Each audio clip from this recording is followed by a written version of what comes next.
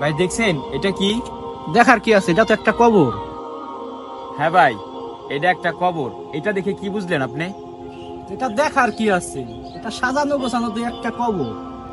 ভাই, এটা একটা কবর। উনিও কিন্তু আপনার মতো দুনিয়ার রং তামাশা মেতেছিল। উনিও আপনার মতো বন্ধু বান্ধবের সাথে বাজে আড্ডা দিত, কখনোই নামাজ কালাম পড়তো না। আজকে তার পরিণতিটা দেখেন, আল্লাহটাকে সারা দিয়ে ওই অন্ধকার কবরে একা শুয়ে রয়েছে এবং তার ওই প্রত্যেকটা কাজের হিসাব দিতে হচ্ছে। একদিন আপনাকেও কিন্তু ওই অন্ধকার কবরে থাকতে হবে এবং আপনার প্রত্যেকটা কাজের হিসাব নেওয়া হবে। অতএব বলছি কি ভাই, আপনি যদি এই কবরে ভালো থাকতে চান তাহলে তওবা করে আল্লাহর পথে ফিরে আসুন। ভাই আমি আমার ভুল বুঝতে পারছি। ইনশাল্লাহ এখন থেকে আমি 5 ওয়াক্ত নামাজ পড়ার চেষ্টা করব এবং দিনের পথে চলবো। আলহামদুলিল্লাহ ভাই, আল্লাহ আপনার মনের আশা কবুল করুন।